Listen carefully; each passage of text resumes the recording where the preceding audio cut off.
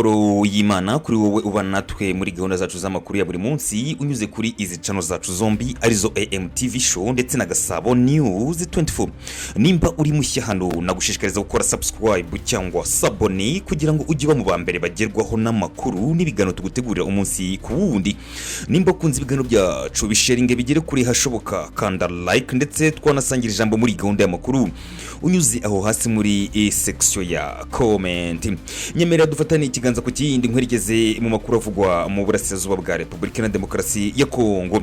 Repubulika na Demokarasi ya Kongo yahisemo inzira itari y'ibiganiro gusa ahubwo irimo gukusanya ingabo, kugura indege z'intambara, kurunda intwaro ziremereye ndetse no kwinjiza abacancuro mu ntambara bahanganyemo n'abarwanyi ba AFC M23. Ibi ni ibimenyetso by'intambara yaguye ubutegetsi bwa Kinshasa butegura.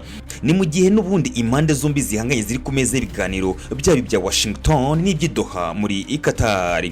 Hano kuri izi channel zacu turakujyana mu butumwa bw'igisha nyuma y'uru ruherekane rw'ibikorwa bya gisirikare. Tunibaza ibibazo, ese iyi ni intangiro y'intambara muri Kivu y'Amajyepfo cyangwa ni impinduka ya politike ije mu isura ya gisirikare? Kuki gisirikare cya leta ya Kongo Fardc kiri kurunda ingabo nyinshi muri Kivu y'Amajyepfo? Kuki leta ya Kongo iri kugura indege z'intambara ku bwinshi? Abacancuro ba Blackwater ni iki baje guhindura muri iyi ntambara? Ese na yahe mateka akomeye y'intambara abazwiho? Nguha ikaze muri gahunda yacu y'amakuru. Nge mugiye kubana muri gahunda y'amakuru, nitwa Etienne Besa.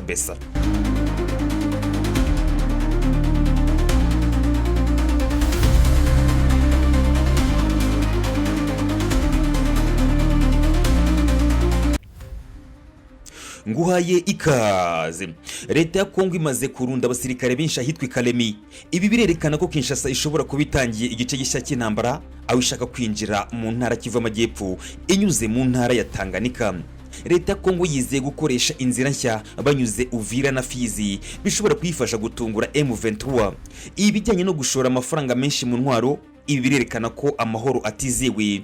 Fardc imaze kwakira intwaro zikomeye zirimo drone za gisirikare ndetse n'ibikoresho bihanitse by'itumanaho. Ibi byose biragaragaza ko amahoro ari kuvugwa mu biganiro atari yizewe imbere mu bikorwa bya gisirikare.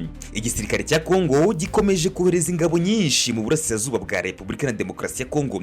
Abasirikare barenga 7,000 ba Fardc boherejwe muri iki gice baherutse koherezwa ahitwa Kalemi, umurwa mukuru w'intara ya Tanganyika, aho bateganya kwerekeza Uvira muri Kivu y'Amajyepfo hafi y'umupaka n'u Burundi ndetse n'u Rwanda. Abatuye muri ibi bice byahitwa Kalemi ubwoba ni bwinshi, baribaza niba iyi ariyo ntangiriro y'igitero gikomeye kigamije kwisubiza imijyi ya Bukavu na Goma kugeza ubigenzurwa n'abarwanyi ba AFC M23.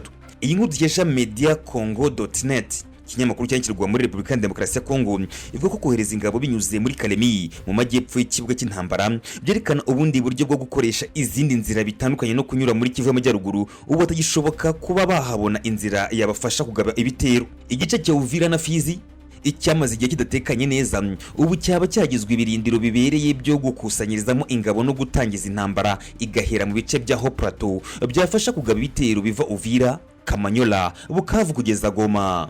Nk'uko amakuru aturuka mu gisirikare cya Kongo agera ku binyamakuru bya Radio France Internationale na TV5 Monde abitangaza ngo uru rujya n'uruza rw'ingabo n'ibikoresho biri muri gahunda yo kwisubiza ibice byigaruriwe n'abarwanyi ba AFC M23.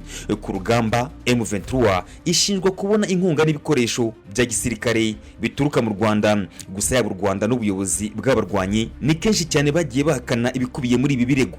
Kugeza ubu abarwanyi ba AFC M23 nabo biravuga ko bakomeje kwisuganya ari nako bakomeza gukaza umutekano mu bice bitandukanye bagenzura. Mu itangazo riherutse gushyirwa ahagaragara n'ihuriro rya AFC M23 ryamaganye uku kohereza ku bwinshi intwaro z'intambara kwa Fardc ku mirongo itandukanye y'imbere ku rugamba, kandi riburira ko intambara ishobora kubura. Mu minsi ishize u Rwanda rwatangaje ko hari abacancuro bazwi nka Blackwater bakomoka muri Amerika bamaze kugera ku butaka bwa Kongo baje gufasha leta ya Kongo mu mirwano. Abacancuro ba Blackwater ni izina ryamamaye cyane mu bikorwa by'ubucancuro mu bihugu nka Iraq na Afghanistan. Bavugwa mu myitozo ikaze y'igisirikare iri kubera Ikolwezi no muri Haut-Katanga aha ni muri Kongo Kinshasa. Uru ruhare rwa Blackwater rwo gutanga amahugurwa nanone biragaragaza ko Kongo ishaka intambara iri ku rwego mpuzamahanga.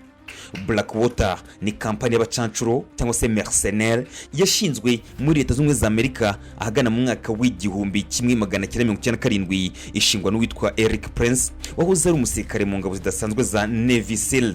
Nubwo izina Blackwater ryaje guhindurwa inshuro nyinshi, abantu benshi baracyayizi kuri iri zina ryayo urya mbere.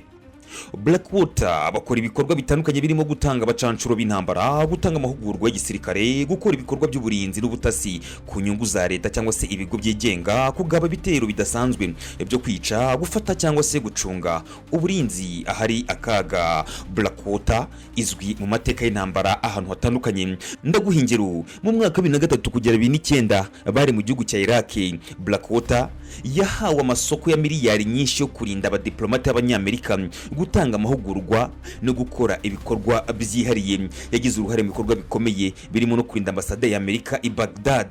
Ku ya 16 Nzeri muri 2007 abarwanyi bayo barashe abaturage 17 b'asivile i Baghdad ahazwi nka Nisul Square, bituma isi yose irushaho kubamenya.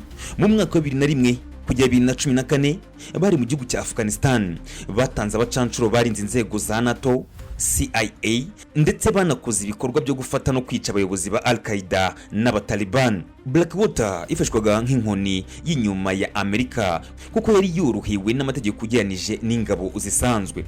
Abarwanyi kandi bagagaye mu bihugu nka Somalia, mu gihugu cya Libya, muri Yemen no muri Sudani y'Epfo. Bagiye bohereza abacancuro mu bikorwa byo gucunga amariba ya peteroli, kurinda abayobozi no gushyigikira imitwe irwanya leta cyangwa se ishyigikiye bitewe n'uwishyuye. Kuki kugaruka kwabo muri Kongo biteye impungenge muri iyi ntambara ya Kongo? Aba barwanyi bavuga ko bafite ubuhanga buhanitse mu ntambara. Abacancuro benshi ni abakomando, abandi bari abasirikare mu ngabo za Amerika zitwa Navy SEAL, n'abandi barwanyi babihuguriwe igihe kirekire. Ibikoresho bihanitse bafite birimo drones, night vision, GPS guided na satellite ibyabo bwite. Ntibagengwa n'amasezerano mpuzamahanga nk'ingabo z'ibihugu, bafata ibyemezo vuba kandi bakora iby'ingabo za leta zitakwemerewe gukora mu buryo bwemewe n'amategeko. Ibiganiro biri Doha na Washington haravugwa amahoro, ariko intambara tutumba muri Kivu y'Amajyepfo. Mu gihe ibiganiro hagati ya Kinshasa n'abahagare AFC M23 bikomeje, Kongo iracyari mu rujya n'uruza rw'intwaro n'ingabo. M23 nayo ikomeje kwiyubaka. Ibi biragaragaza ko impande zombi ziri mu mikino ibiri ku meza y'ibiganiro ndetse no ku rugamba.